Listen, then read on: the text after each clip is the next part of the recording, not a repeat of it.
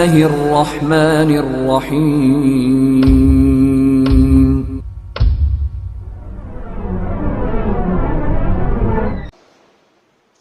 محترم حضرات،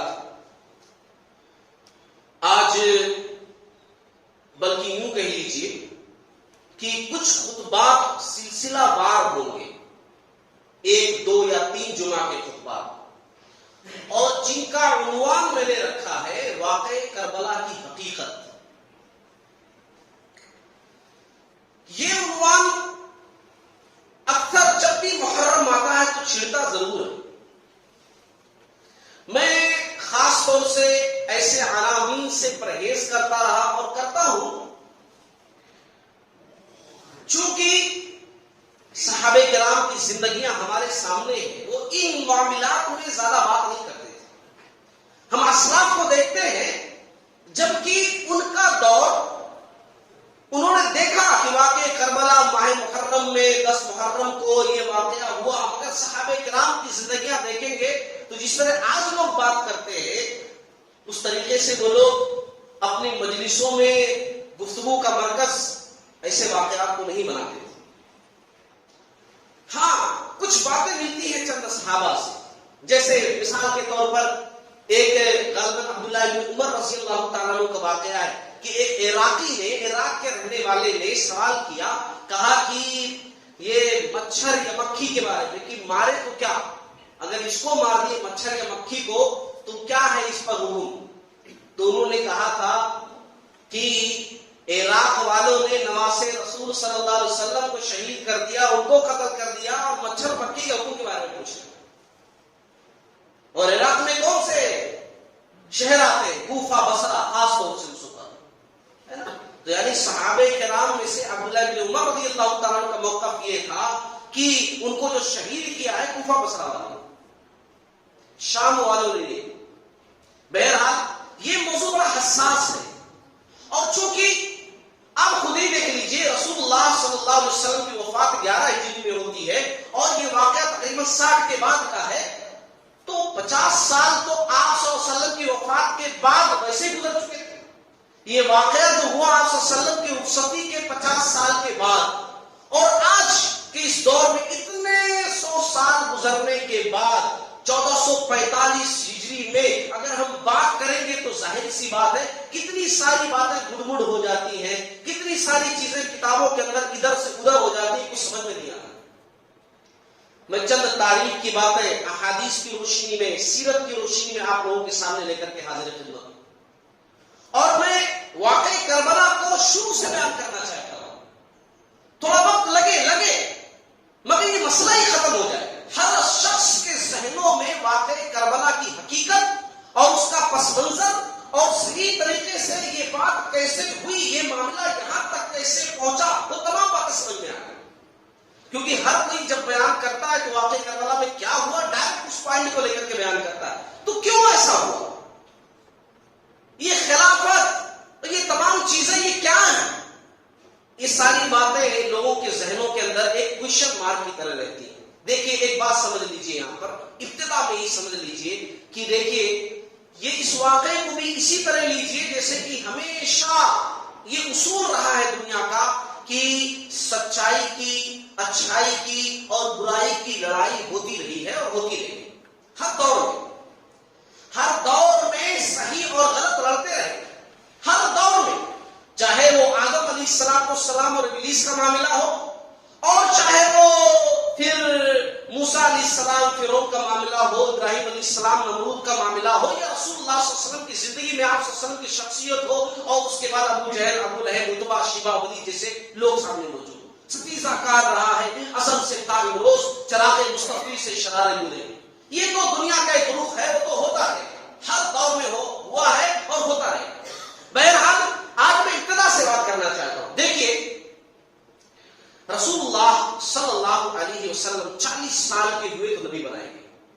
باتیں آج بڑے غور سے سنیے گا، میں نے بڑی محنت کی ہے اس بات کو سمجھانے کی.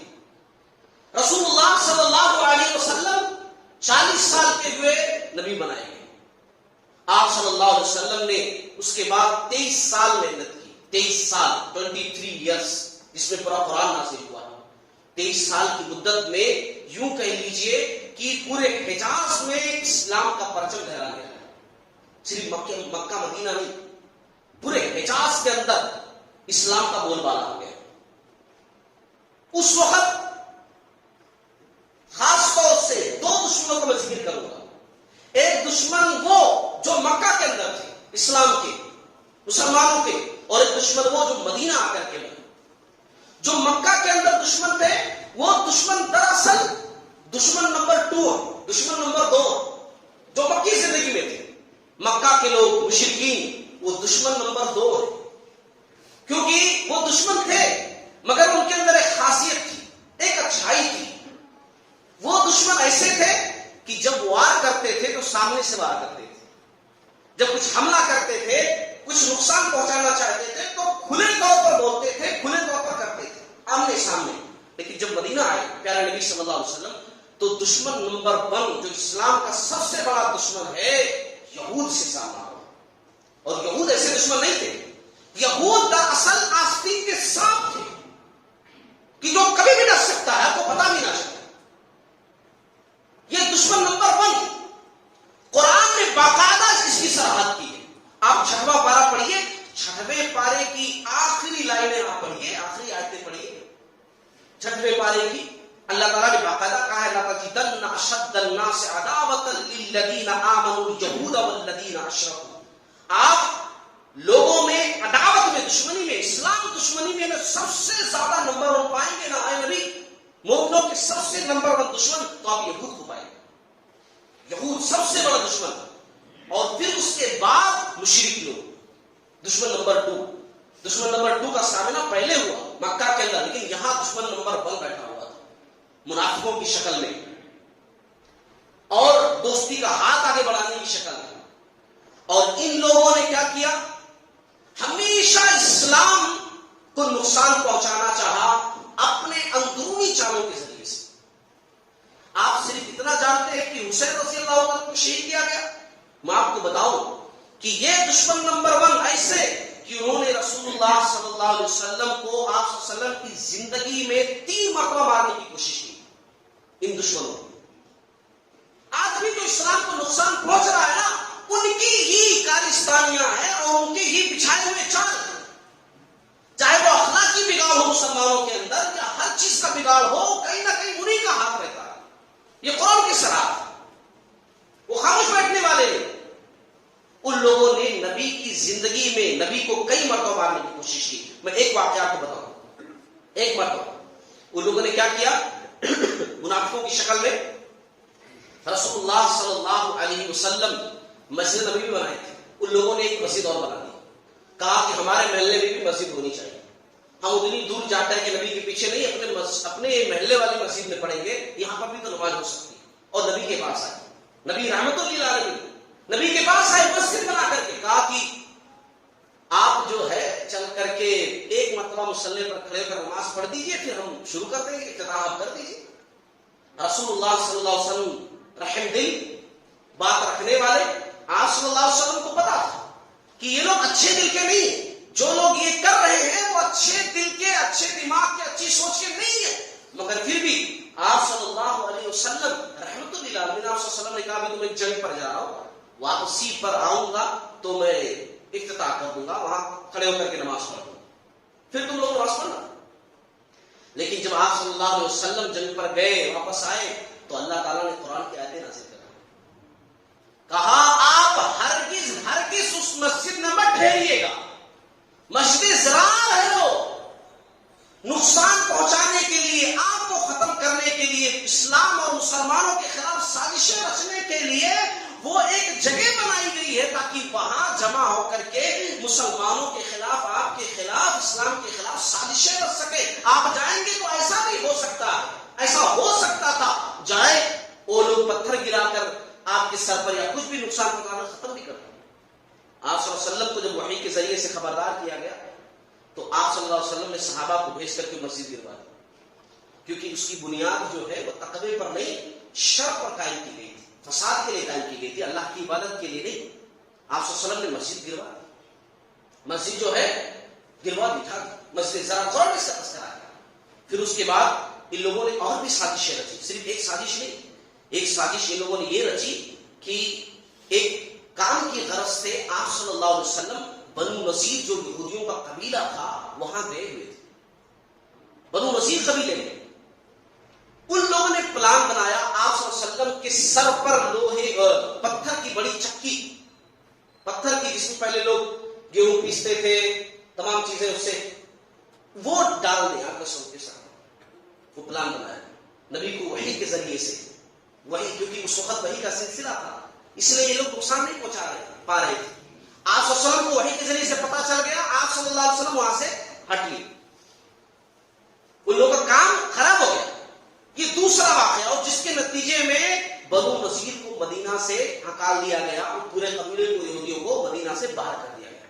بنو نذیر کا واقعہ پیش آیا غزوہ کا لڑائی کا۔ تیسری مرتبہ کوشش ان لوگوں نے یہ کی، آپ صلی اللہ علیہ وسلم کو باقاعدہ دعوت دی اور آپ صلی اللہ علیہ وسلم کو جو گوشت پسند تھا اسی گوشت کے ٹکڑے میں ایک یہودن نے، ایک یہودیہ عورت نے باقاعدہ زہر لگایا اور زہر لگا کر کے آپ صلی اللہ علیہ وسلم کے سامنے پیش کیا۔ ایک صحابی بھی آپ صلی اللہ علیہ وسلم کے ساتھ میں تھے بشر نام کے، وہ بیچارے جو ہے بائٹ لیے، لقمہ لیے، چبائے، ان کو بھی اچھا نہیں لگا بٹ انہوں نے نگل لیا، آپ صلی اللہ علیہ وسلم ساتھ میں تھے، ادبن تھوکا نہیں، اور آپ صلی اللہ علیہ وسلم جیسے ہی منہ میں لیے چبائے، مکمل نگلے نہیں تھے آپ صلی اللہ علیہ وسلم، جبریل امین آئے اور کہا کہ اس کے اندر زہر ملا ہوا ہے۔ آپ صلی اللہ علیہ وسلم نے لقمہ تو تھوک دیا مگر اس کا اثر آپ صلی اللہ علیہ وسلم کے اندر چلا گیا اور وہ صحابی فوراً ختم ہو گئے۔ آپ صلی اللہ علیہ وسلم نے جو اپنے اوپر حملہ ہوا، خود کو مارنے کی جو سازش یہاں پر رچی گئی اس کے لیے تو معاف کر دیا، مگر جو صحابی شہید ہوئے اس کی وجہ سے آپ صلی اللہ علیہ وسلم نے قصاص لیا اس وقت سے، اور پوچھا کہ تم نے کیوں کیا ایسا؟ تو اس یہودن نے بتایا آپ سے نفرت کی وجہ سے، آپ کی وجہ سے ہمارے قبیلے یہاں سے بھگائے گئے، ہم لوگ جو ہے یہاں سے نکل کر دوسری جگہ گئے، اور یہ بھی چیک کرنے کے لیے کہ آپ نبی ہیں کہ نہیں ہیں، ذرا چیک کرنے کے لیے میں نے زہر کھلایا ہے، اگر نبی ہے تو وہی کے ذریعے بتا دیا جائے گا، نہیں تو نہیں بتایا جائے گا۔ یہ اس ٹائپ کے لوگ تھے۔ آپ دیکھیے رسول اللہ صلی اللہ علیہ وسلم کے تعلق سے میں ذکر کروں، یہاں پر تھوڑا سا سمجھ لیجئے، بعض لوگوں نے کہا ہے کہ رسول اللہ صلی اللہ علیہ وسلم کی وفات بھی سمجھ لیجئے ایک شہادت ہی کی موت۔ کس بیس پر ان لوگوں نے کہا؟ بعض لوگوں نے اس بیس پر کہا کہ رسول اللہ صلی اللہ علیہ وسلم کے تعلق سے بعض جگہوں پر آتا ہے کہ آپ صلی اللہ علیہ وسلم اپنے مرض الموت میں، جس میں آپ صلی اللہ علیہ وسلم دنیا سے رخصت ہوئے، اس میں کہتے تھے اے عائشہ وہ یہودن نے جو زہر دیا تھا یہ گلا چھیل رہا ہے، اس کا درد محسوس ہو رہا ہے،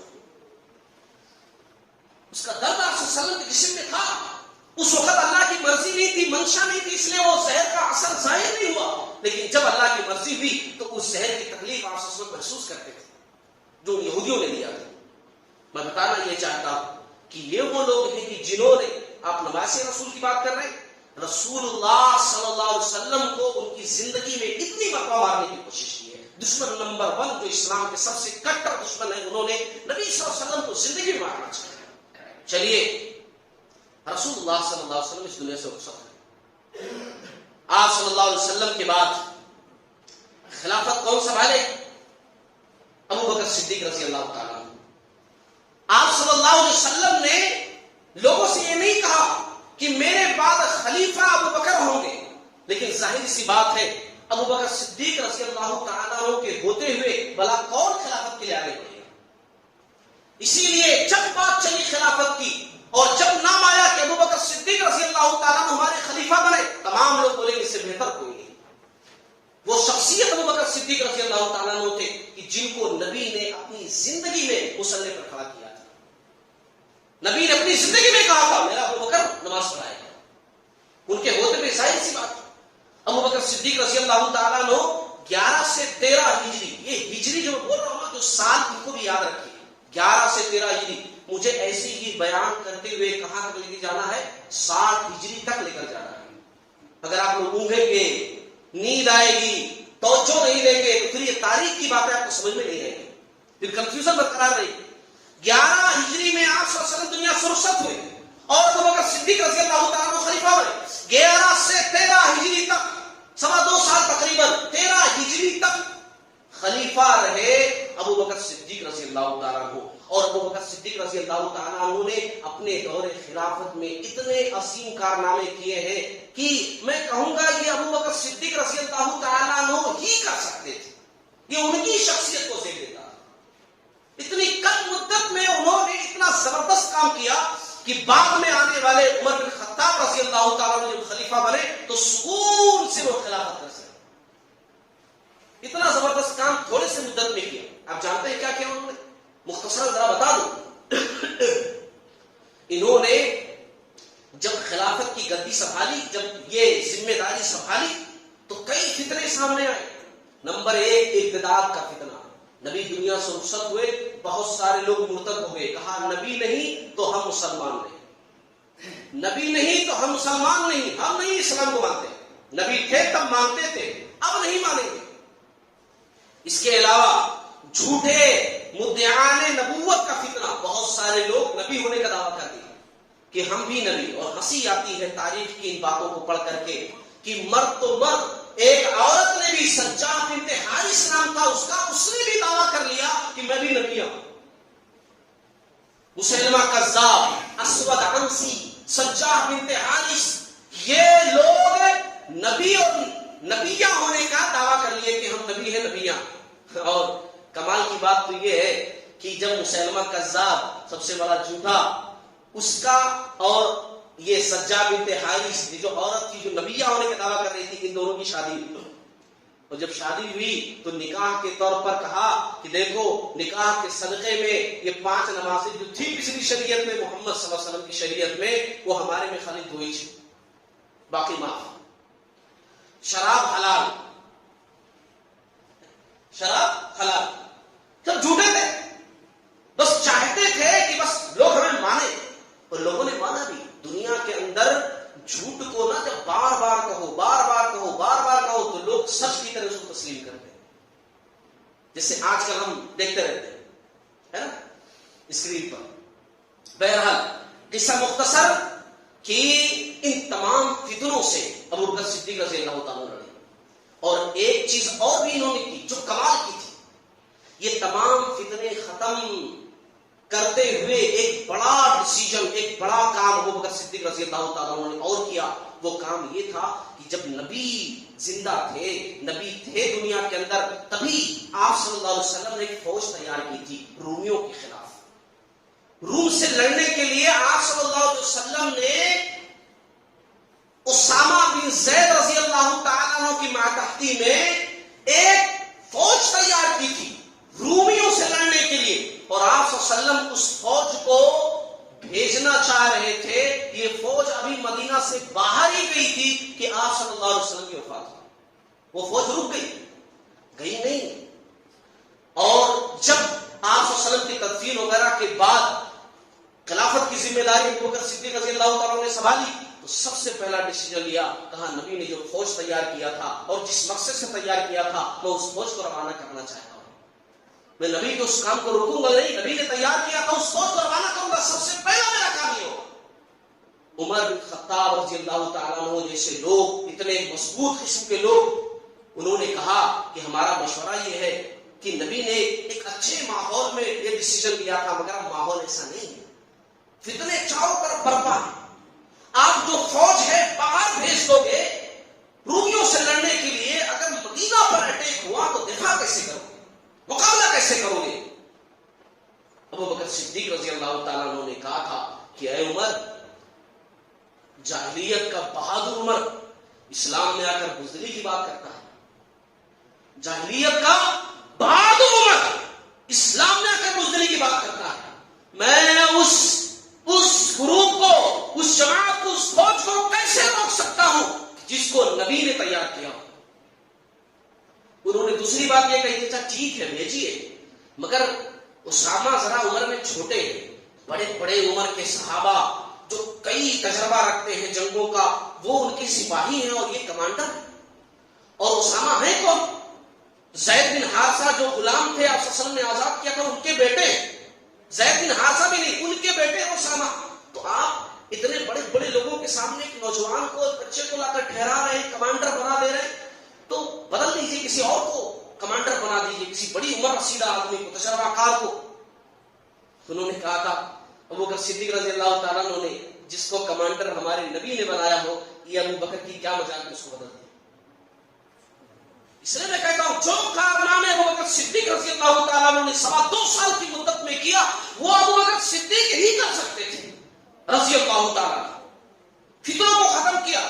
اور پھر اس کے بعد جب ان کا آخری دور آیا، آخری لمحہ آیا، بعض روایتوں کے اندر یہ بات ملتی ہے، بہت کم لوگ جانتے ہیں. میرے مطالعے میں یہ بات آئی ہے، جو نئی کتابیں اس سلسلے میں چھپ رہی ہیں، جو لوگ قلم اٹھا رہے ہیں، جو لکھ رہے ہیں، وہ ان روایتوں کا تذکرہ کر رہے ہیں کہ ان کو بھی زہر دیا گیا تھا، مگر زہر ایسا دیا گیا تھا جو 1 سال کے بعد اثر انداز ہو. ان کو بھی زہر دیا گیا تھا. بعض روایتوں سے پتہ چلتا ہے، بعض روایتوں کے بات آئی ہوئی ایک دم نہیں آئی ہوئی ہے، مگر بعض روایتوں کے اندر یہ بات ہے کہ ابوبکر صدیق رضی اللہ تعالیٰ عنہ کو بھی زہر دیا گیا تھا، مگر وہ زہر دیا گیا تھا تو دھیرے دھیرے اثر کرے، سال بھر کے بعد اس کا اثر ظاہر ہو، پتہ ہی نہ چلے. بہرحال دنیا سے رخصت ہونے سے پہلے انہوں نے کیا کیا، عمر رضی اللہ تعالیٰ عنہ کو خلیفہ نامزد کر دیا. باقاعدہ بول دیا کہ میرے بعد اس وقت میرے نائب کون ہے اور میرے بعد کون خلیفہ بنیں گے، عمر رضی اللہ تعالیٰ عنہ یہ بنیں گے، عمر رضی اللہ تعالیٰ عنہ. اچھا، بعض لوگوں نے کہا صحابہ میں سے، اور بھی بڑے صحابہ، عبد الرحمن بن عوف رضی اللہ تعالیٰ عنہ، بڑے صحابہ، تجربہ رکھنے والے صحابہ، انہوں نے کہا کہ آپ کا یہ ڈیسیجن کہیں کچھ غلط تو نہیں، کیونکہ عمر بڑے سخت مزاج ہے، بڑے سخت ہے، کہیں ایسا نہ ہو کہ ان کی سختی کی وجہ سے معاملہ خراب ہو جائے. بڑے سخت مزاج ہے عمر رضی اللہ تعالیٰ عنہ. ابوبکر صدیق رضی اللہ تعالیٰ عنہ نے کہا کہ دیکھو میں تھوڑا نرم رہتا ہوں نا، اس لیے عمر سخت رہتے ہیں، اور جب یہ بارے گرا ان کے کندھوں پر آئے گا نا خلافت کا، یہ ذمہ داری جب ان کے کندھوں پر آئے گی نا، تو دیکھو یہ ذمہ داری ان کو نرم بنا دے گی. اور ہوا نا ایسے کہ عمر رضی اللہ تعالیٰ عنہ نرم تھے. حکومت اگر کچھ غلط کر رہا ہے تو سخت ہے، مگر نرم کتنے تھے، میں 2 واقعہ سناتا ہوں. نرم کتنے تھے اس پر 2 واقعہ سنا رہا ہوں. سنیے کہ عمر رضی اللہ تعالیٰ عنہ جب خلیفہ بنے، اتنا بڑا عہدہ ملا تو مغرور نہیں ہوئے، گھمنڈی نہیں ہوئے، ایک ذمہ داری سمجھے. اور نرمی کیسی، جان نرمی ہونی چاہیے، نرمی کیسی اپنی رعایا کے ساتھ وہ سنیں. ایک نرمی تو یہ ملتی ہے کہ ایک مرتبہ کیا ہوا کہ ایک جگہ سے کپڑے کے تھان آئے، کپڑے کے تھان آئے، بہت سارے کپڑے صحابہ میں تقسیم ہوئے، سب کو کاٹ کاٹ کر کے برابر پورے صحابہ میں بانٹ دیا گیا. یہ کپڑا آیا، سب کو بانٹ دیا گیا. عمر رضی اللہ تعالیٰ عنہ کو بھی ملا ایک ٹکڑا، ان کے بیٹے عبداللہ بن عمر ان کو بھی ملا، سب کو ملا. اچھا، اب جو ہے لمبا لباس پہن کر کے اسی کپڑے کا عمر رضی اللہ تعالیٰ عنہ منبر پر آ کر ٹھہرے، کیونکہ جو خلیفہ ہوتا تھا وہی جو ہے خطبہ کہتا تھا، منبر پر آ کر کھڑے. ایک آدمی ٹھہر گیا، ایک آدمی مجمع سے ٹھہر گیا، کہا امیر المومنین آپ خطبہ بعد میں دیجیے، پہلے میرے سوال کا جواب دیجیے. میرا سوال یہ ہے کہ آپ اتنا لمبا ڈریس سلوائے کیسے، کیونکہ میں آپ سے چھوٹے قد کا ہوں، آپ تو اتنے لمبے ہائٹ کے ہیں، میں چھوٹے قد کا ہوں. جو ٹکڑا ملا تھا اس سے میرا ہی ڈریس نہیں بن سکتا، تو آپ کا ڈریس پورا کیسے بن گیا، آپ کا ڈریس کیسے تیار ہو گیا اس ٹکڑے میں. عمر رضی اللہ تعالیٰ عنہ قربان جائیے. آج چھوٹا سا سوال کر لینا تو بھڑک جاتے ہیں، چھوٹا سوال کرو، انگلی اٹھا رہے ان سے سوال کر رہے، شان میں گستاخی. عمر رضی اللہ تعالیٰ عنہ منبر سے نیچے اترے اور کہا سنو، کہا مجمع میں میرا بیٹا موجود ہے عبداللہ بن عمر، عمر رضی اللہ تعالیٰ عنہ کے بیٹے عبداللہ مجمع میں ٹھہرے. کہا جی بابا موجود ہوں. کہا بیٹے اپنے باپ کی طرف سے صفائی، یہ ڈریس کیسے بنا ذرا بتاؤ لوگوں کو. عبداللہ بن عمر آئے اور کہا لوگوں وہ ٹکڑوں میں سے ایک ٹکڑا مجھے ملا کپڑے کا، میرے والد صاحب کو ملا. میں نے دیکھا کہ میرے والد کے کپڑوں میں پیبند لگے ہیں جگہ جگہ. وہ امیر المومنین، وہ بادشاہ، اسلام کا وہ خلیفہ کہ جس کا نام سن کر کے روم ایران جیسی سلطنت کانپنے لگتی تھی، وہ بادشاہ کپڑے ایسے رہتے تھے پٹے ہوئے، چکتیاں لگی ہوئی، پیبند لگے ہوئے. آج اتنی اتنی نعمتیں مل رہی ہیں, آج اتنے انواع اقسام کے کھانے مل رہے ہیں, اتنے بہترین ڈریس مل رہے ہیں, اللہ کا شکر ادا نہیں کر پا رہے. تو آفتیں نہیں آئیں گی تو کیا آئیں گی, مصیبتیں نہیں آئیں گی تو کیا آئیں گی. جانتے ہیں آپ, بیچارے بتانے لگے میرے والد صاحب کو بھی کپڑا ملا, مجھے بھی ملا. میں نے دیکھا میرے والد صاحب کا کپڑا جگہ جگہ سے ٹوٹا ہوا ہے, اتنے پیبند, اتنی چکتیاں لگی ہوئی, اتنے ٹکڑے لگے ہوئے میرے والد صاحب کے کرتے میں کہ اب لگ نہیں سکتا. اس لیے میں نے اپنا حصہ اپنے والد صاحب کو دے دیا کہ ابو جی یہ میرا حصہ ملا کر کے آپ ایک ڈریس بنوا لیجیے. میرا حصہ اپنا حصہ دونوں حصے ملا کر کے میرے والد صاحب نے ڈریس تیار کیا. عمر رضی اللہ تعالیٰ عنہ نے اس آدمی سے کہا, اعتراض کرنے والے سے کہا, میرے بھائی اگر تجھے تسلی ہو گئی ہو, تو مطمئن ہو گیا ہو, تو میں ممبر رسول پر قدم رکھوں ورنہ نہیں رکھوں گا. تب جا کر خطبہ دیا. اتنے نرم دل. ابوبکر صدیق رضی اللہ تعالیٰ عنہ نے کہا تھا کہ ابھی جو ہے میں نرم ہوں, اس لیے عمر سخت ہے. جب عمر پر یہ بارے گرم پڑے گا, یہ ذمہ داری پڑے گی, تو عمر نرم ہو جائیں گے. اور آپ دیکھیے ان کی نرمی کا عالم, ان کی نرمی کا عالم یہ کہ راتوں کو سوتے نہیں تھے, جاگتے تھے, گلیوں میں گھومتے تھے. یہ واقعہ میں بطور دلیل نہیں, بطور مثال بیان کر رہا ہوں, بطور فضیلت بیان کر رہا ہوں.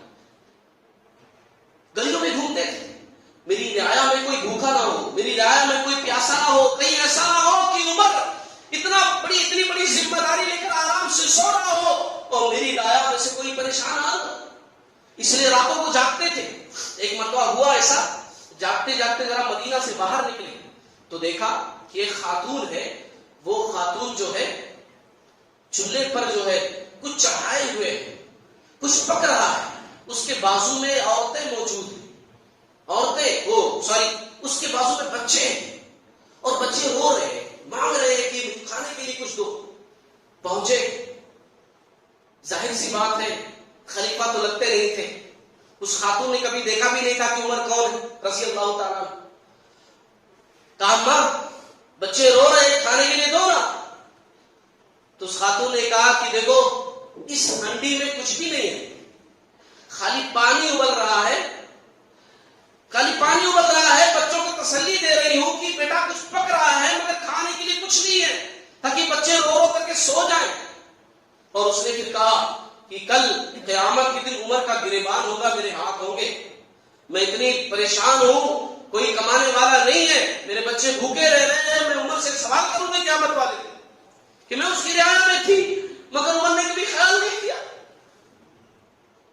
آج ہم ایسے لوگ ہیں, ہمارے پاس دولت ہے, کھانے کے لیے کھانا ہے, مگر کبھی یہ نہیں پوچھتے ہم کہ میری بہن کس حال میں ہے, میرا بھائی کس حال میں ہے, میرے رشتے دار کس حال میں ہے, میری قوم کے اور لوگ کس حال میں ہے.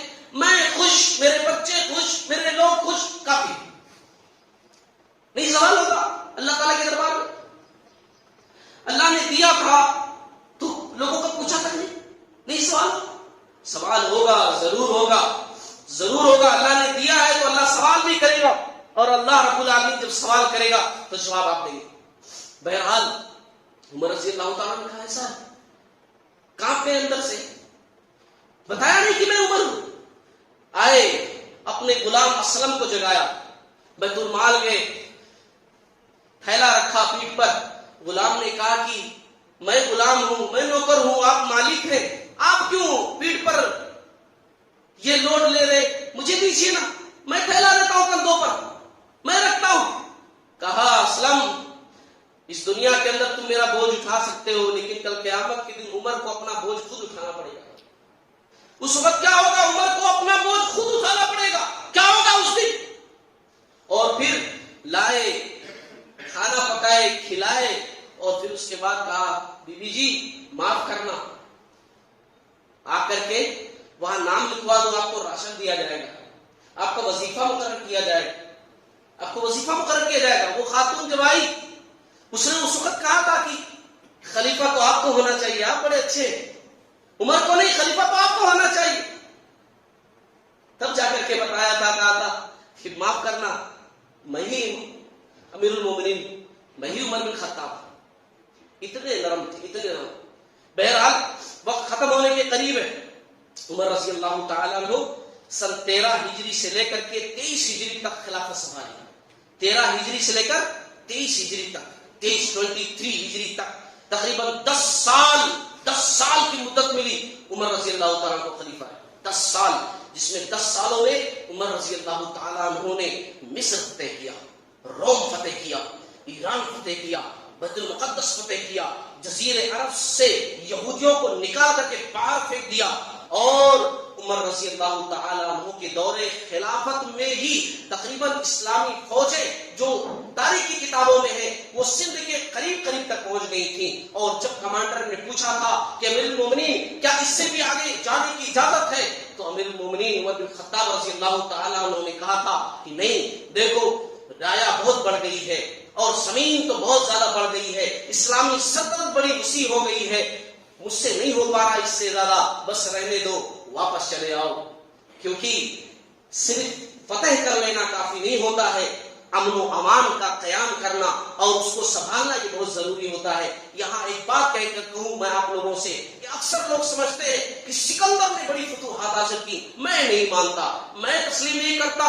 میں اگر فاتح اعظم مانتا ہوں تو عمر بن خطاب رضی اللہ تعالیٰ عنہ کو مانتا ہوں. سکندر نے فتح کیا دنیا، مگر سکندر فتح کرتا ہوا گیا، پیچھے مڑ کر کے نہیں دیکھا. سکندر آگے بڑھتا گیا، اس نے فتح حاصل کی، مگر پیچھے کتنے لوگ مر رہے ہیں، کتنے بھوکے ہیں، کتنے بیوائیں ہیں، کتنے یتیم ہیں، اس سے اس کو کوئی لینا دینا نہیں. لیکن عمر بن خطاب رضی اللہ تعالیٰ عنہ کے دور میں جو فتوحات ہوئی، فتوحات ایسی ہوئی کہ بالکل امن والی فتوحات ہوئی. تو ہاں، انسانیت کو راہ اور نجات دینے والی فتوحات، ایسی فتوحات ہوئی. اس لیے فاتح اعظم کبھی بھی سکندر کو نہیں ماننا. عمر بن خطاب رضی اللہ تعالیٰ عنہ فاتح اعظم رضی اللہ تعالیٰ عنہ، ان کے دور میں یہ تمام فتوحات ہوئی ہیں. اور وقت ختم ہو گیا ورنہ گفتگو میں آگے کرتا. بعض ذہنوں میں یہاں تک رکھیے کہ میں نے تاریخ بتاتے ہوئے عمر رضی اللہ تعالیٰ عنہ کی یہاں تک میں نے بیان کیا ہے. اب اس کے آگے کس طریقے سے یہودی سازشوں نے عمر رضی اللہ تعالیٰ عنہ کو شہید کیا، اس پر انشاءاللہ ہم اگلی قسط کے اندر گفتگو کریں گے.